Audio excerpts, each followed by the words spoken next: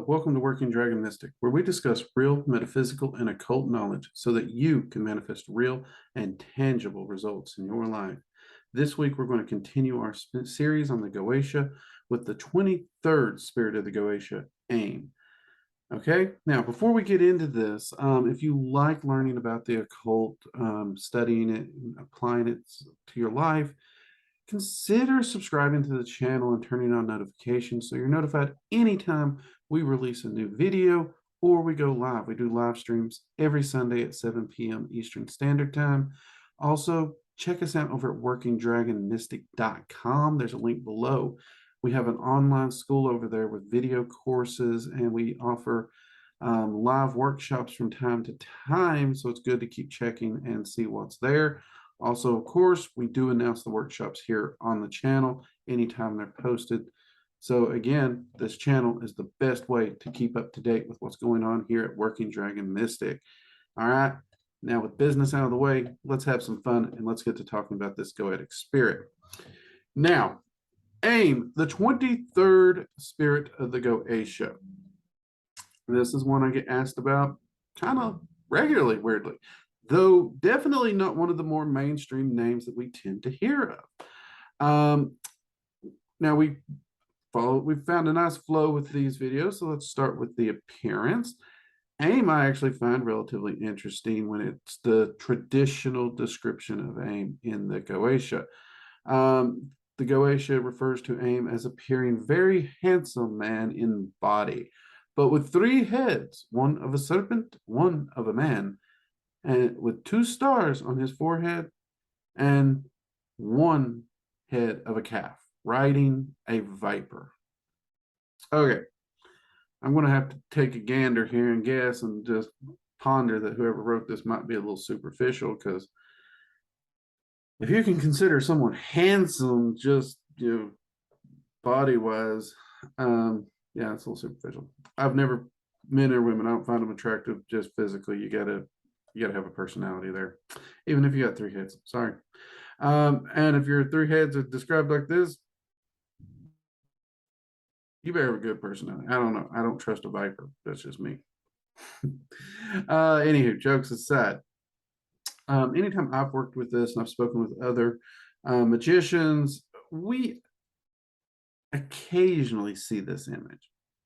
This doesn't seem to be a very predominant modern visage that Aim will put forward, interestingly enough. Though definitely is some more of a snake-like appearance. Even many magicians have seen the calf's head, as well as the human head with tattoos of either the snake or the calf on both sides, which I thought was particularly interesting. But the 2 stars, interesting, the 2 stars, those are always there. And I find that fascinating that the 2 stars with myself and the other magicians I've spoke to, the 2 stars on the forehead, that always seems to show up. And I thought that was pretty cool, personally. As far as riding the viper, I have heard magicians mention that he does ride in on a relatively large snake. I personally have never seen it. Me personally, never seen it. I have seen him with a pet snake. I have seen him with snake-like imagery on his clothing, even tattoos, but I've never seen him ride a giant snake, personally. I have heard magicians say it. So keep that in mind if you decide to work with this particular spirit. Now, in the Goetia, Aim's rank is Duke. The metal most associated with Aim is copper. Okay. The planet most associated with Aim is Venus. The color I've found in my notes and in research that is most associated with Aim is green. The element seems to be fire. Pretty straightforward so far for our references, right? Real quick here before we get into the areas that Aim can help you with in your life. Let's put a sigil up here on the screen right there. There we go. This is the sigil of Aim. Pretty straightforward. All right. Now, the areas that Aim can help us with in our life. If you see me reach for the mouse, I apologize. I do have to have some notes for this. I do a lot of videos. You know how it is. Can't keep everything in your head at once. All right. Now, those areas would be to make one witty. This one is actually kind of good. Now, this is going to make you clever. It's going to make you witty. It can be whether it's improve your wit and charisma during a conversation or actually improve your wit in humor. Um, how many of us have met that person that they're trying their darndest to strike up a conversation? They're trying their darndest to be part of the conversation. And, people's cracking jokes, having a good time, and they seem to throw out that joke and they laugh, but everybody else is just like, what? It just falls flat, kind of kills the mood. Yeah, this can help to prevent that and help you be able to smooth over and keep that humor rolling, which is pretty good and pretty helpful in a lot of things. If you're a shy person or you have trouble in conversations, especially group conversations or approaching people, AIM can help you improve your wit and your humor, which can really be an icebreaker and get the ball rolling when talking with individuals. Another thing that magicians have approached AIM for is to get information on another person. I've tried this a few times. I have, and it's been a little hit or miss in my experience. I think about 60 to 65% of the information I've gotten from AIM seems to pan out provable. Now I have to say it that way because some of the information I got can't be panned out provable, so I can't really calculate that. You know how that goes. But of what I've been able to prove, it has come out to about 65%, which is below my margin of reliability. I admit it is below. I've always said 85% or better. So, we're a good 20 points below my margin. At the same time, 65 is not a bad way if I'm seeking information and I'm in a corner. I definitely would reach out to AIM to see if I could find the information I'm looking for. That said, I do have to calculate and put this into the information that needs to be pursued much, much further, not just relied upon personally. But I have heard magicians have an excellent, excellent results with this particular one. And next in the line is help to keep a calm head in a stressful situation. This I love. This I love, and this one I have used. I have worked with AIM to lower, like, if I need to film, I'm already afraid of cameras, right? So if I need to film and I'm just already wound up with stress, this my day-to-day life, everything going on, things piling up, constantly having to check in on other things, that stress can get to me, and I will reach out to AIM to help keep my head, keep me calm, try to keep me focused, so I can do a video. I'm always having to keep my brain running while I do these videos because there's a lot of information. And I don't want to miss any important facts or details when I'm doing a video. So AIM has been a big help in those areas for me. He's also been, there's been family situations that were very stressful and I didn't want them spinning out of control. I have reached out to AIM to help keep me calm so I don't do something stupid, as well as to help the rest of the group stay calmer minds. Does tend to work better on the magician as opposed to the group, right? So keep that in mind. Next in line is help to give you courage in an overwhelming situation. This one, I also like this quite a bit. Overwhelming situation. What's an overwhelming situation? Well, you have to ask yourself of that. Let's kick back up to that social example we gave earlier. If social situations are overwhelming to you as a person, AIM can help to make you comfortable and give you the courage to approach these social situations. And that courage naturally comes off as an air of confidence, which actually makes it easier to go about, meet people, talk to people in these social situations. This is one I have worked with AIM to aid other people in from time to time, because many of you know I'm around a lot of military members. They're constantly moving everywhere. And for the member, it's pretty easy. You go to station, there's sailors and soldiers everywhere. You kind of have to talk to them, so you meet people. Sometimes for the families, though, they don't have the forced interaction as much, and it can be hard to build up a friend group. Aim's a great person to get their confidence built up, give them that courage to get into that social situation and make those new friends in that new place. So definitely been a big one there. Next in my list, let's make sure I'm in the right spot here. To cause a disruption in a named person's home life. All right, this is one of the bad ones. See, Aim's been doing all this nice stuff for us. Now we're just getting a little tricksy here. That's all right. But yeah, if you have an issue with an individual or someone's giving you problems and you want them distracted, you don't want their focus on you, or you're just mad at them, I guess. That seems a little petty, but I'm not here to judge. You want to be petty, be petty. In fact, I got a friend that enjoys being petty, and I'll be honest, I kind of like the way she does it. So mugs up to her, and you got to do you, right? No judgment. All right. So you literally would call on Aim, you would tell them the person's name, and you would flat out say, cause a disruption and chaos in this individual's home life. Now, the fact that it says home life, this is amazing because work and everything else is not usually where a person retreats to distress. They retreat to home.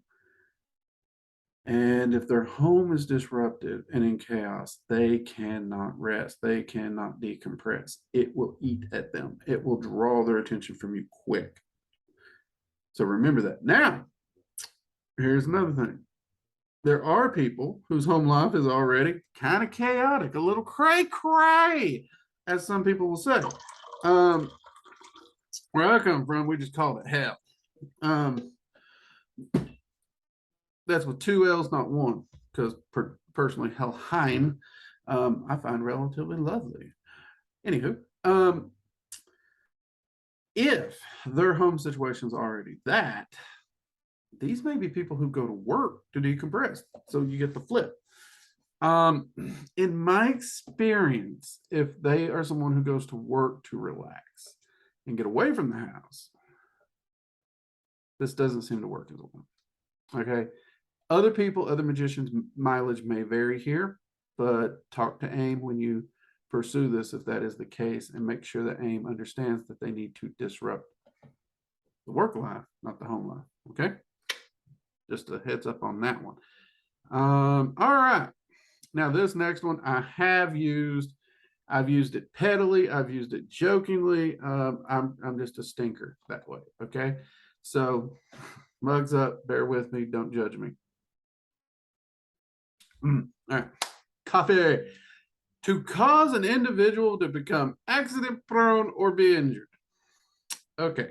I want to specify when I say I've used this pettily. If someone harms someone in my family, I have no problem maybe causing them a little bit of harm. So injury, cool. All right. Now, when I say jokingly, pranking, that kind of stuff, April Fools, I'm talking the accident prone. I can think of one individual specifically where I had him constantly tripping, falling, stubbing his toe, spilling cups. I mean, very harmless style accidents that for like the whole week of April Fools, I just kind of like set that down on him. And I also made sure that every time he stubbed his toe, every time he spilled his drink, every time he tripped up the stairs, y'all know what I'm talking about when I say tripped up the stairs, right? Every time he dropped a glass, no matter what it was, every time he hit his head getting into his car, Aim would laugh and say my name because I wanted him to know. I wanted him to know. And to this day, he still hasn't found a way to retaliate practical joke wise with me on April Fools, particularly. He actually tipped his hat. He bought me a beer for that. He said that was a good one. So you could use this in a more practical joke, fun-loving manner. Just make sure Aim knows that these are to be harmless, accident-prone kind of behavior when you do it. Okay, you want to keep it harmless and friendly and those kinds of things. Now, if you go on to the injury side, well, injury is just not really friendly usually. I have seen cases where people have used this Like I know at least one magician, she was absolutely dead certain that if her daughter went on this trip with her sports team, she would not be coming home. She contacted AIM, and she literally caused a basic minor injury that prevented her daughter from going to that event. And there was an incident that happened. Some people got really, really bad injured. Um, and it is very likely she was right. Her daughter may not have come home. Um, did she overreact? Maybe. I'm not going to judge there. Um, in fact, her daughter got a little suspicious about her injury, and then the thing happened. She asked her mom. Her mom confessed, said straight up, yes, I kind of did hope for your minor injury so you couldn't go. And her daughter actually was grateful. So it wasn't hidden from her when she asked about it, which I found commendable. I don't know if I can necessarily cause an injury to my child like that. I don't know. I've not been put in that situation. So, but there are examples in history and life where a minor injury might be the thing that actually saves a person or helps them. So, philosophical debate, we'll call it. All right. Now that's that one. We have shown the sigil. You all love the when we do the uns on here. I'm still convinced you all just love to hear a Southern boy say these uns, or attempt it, if you will. But that's okay. It's fun. And as always, we will make sure it's up here on the screen when I'm saying it, so you don't just have to rely on my Southern pronunciation of it. All right, here we go. The un for aim is a year of Aj Sakor Aim. A year of Aj Sakor Aim. A year of Aj Sakor Aim. A year of Aj Sakor Aim. A year of Aj Sakor Aim. I kind of like that one. I really do. I don't know. I don't even know why. I just do something. I like the term Avaj. It almost sounds like a cool name, really. Avaj. I like it. Not making fun of it. I just, you know me and these uns. I like the way they're pronounced sometimes, or the way I think they're pronounced. My experience with the spirit directly outside of examples I've already given. I do find AIM to be great in helping when you're not comfortable in social situations. I have tested it outside just the bullet points that we talked about here. I find that AIM is actually really good at helping us with improving our social skills in the environment, and building ourselves and building us up in that social situations. And for my money, I think that's more important to build ourselves up than anything that might manipulate the outside situation. Because anytime we use glamours or manipulating an outside situation, um, it gets tricky, because if you manipulate it too much, you might be presenting a face that ain't you. And then you may end up making toxic friends, because you're making friends with people who, by and large, they're not really going to care about you. Or you're going to make a friend and you're going to adore them. You truly are. But once they see the real you, they're going to feel lied to, or cheated in some way, and that could make them bitter. Or they, and sometimes it can work, because sometimes as they get past the outer shell that was the mirage you put up to draw them in to get the opportunity to talk to them, they feel you're getting comfortable, you're letting your truer self out, in which case you kind of smooth on through. But it's a gamble. It's a roll of the dice. I've never been a fan of rolling the dice in those situations. I am a gambler. I love to play poker, but when it's in that situation, not kind of the same thing for me. I love to focus on building the self up for social situations. And with all my clients and all the people who ask me for help in those situations, that is the direction I go first. Now, if you build the self up, you can also use those other things to put you in those social situations to help you improve those skill sets that you're already working on anyways. So you get the best of both worlds. But I think the more important one is building the self up. And AIM is really good at that.